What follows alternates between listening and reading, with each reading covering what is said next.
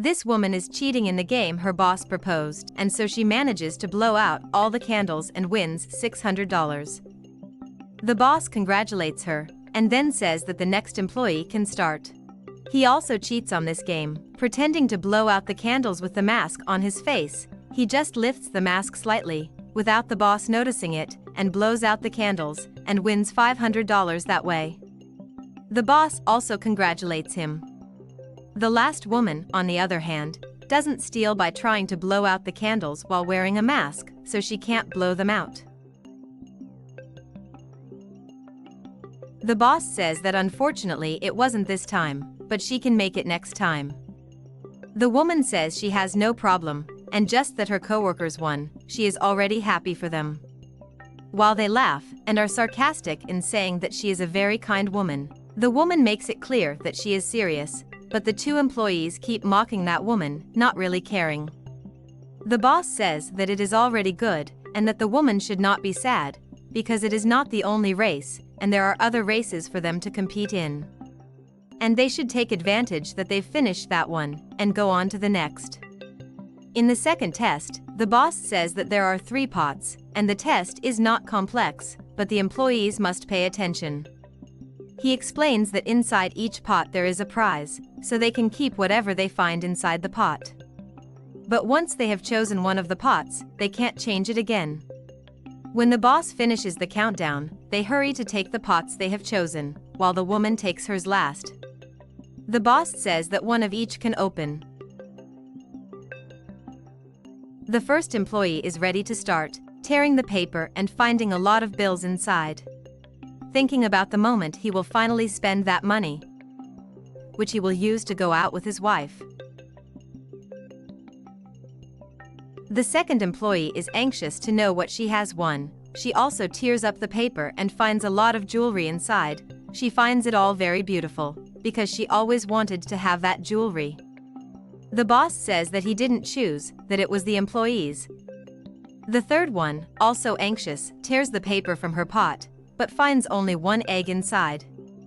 And that is enough for the other 2 employees to burst into laughter, saying that this is what the woman really deserves. The man then, seeing the egg in her hands, takes it from her and throws it on the floor. The employee asks if she is afraid, and if she thought the man would throw the egg at her. The boss asks the employees to be mature about the situation, and that he doesn't need this.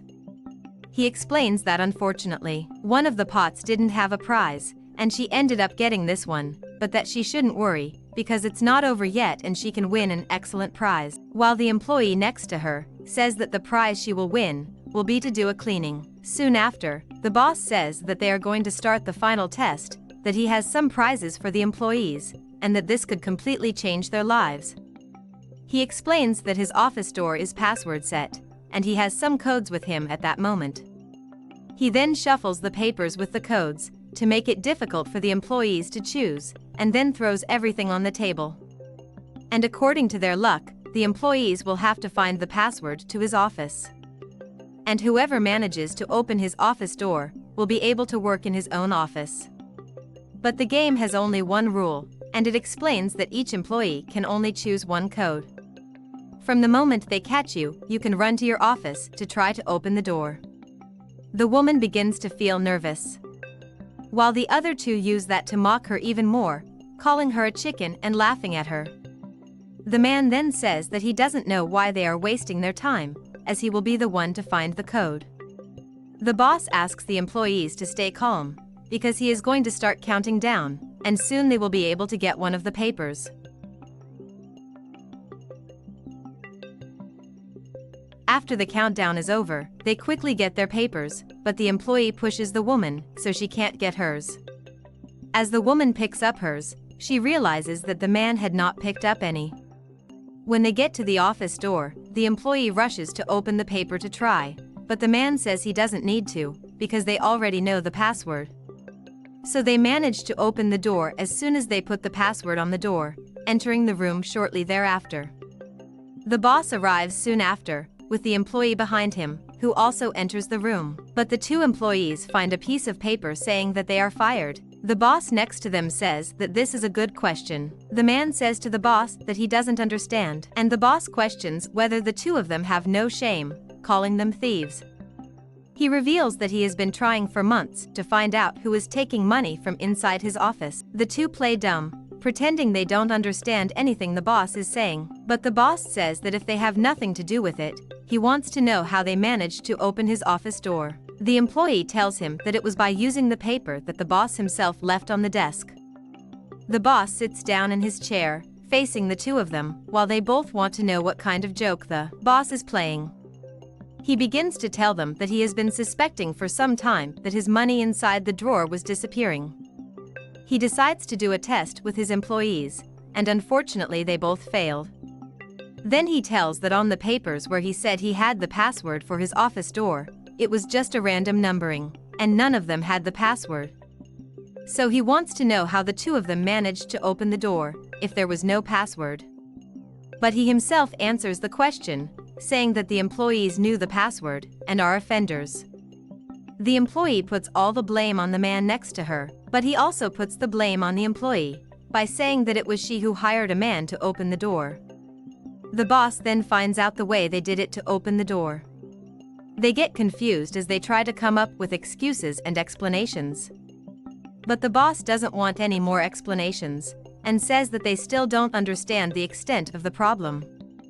The only thing he wants the employees to do is to leave his company immediately, but first he wants them to return the money they won in these trials, and also his wife's jewelry. They don't think the boss's attitude is fair, because they say that they won everything honestly. The boss can't even believe them, and asks if they want him to call the police, because they will leave his company in handcuffs, and they, afraid, decide to give everything back, and ask at least for a letter of reference to get another job.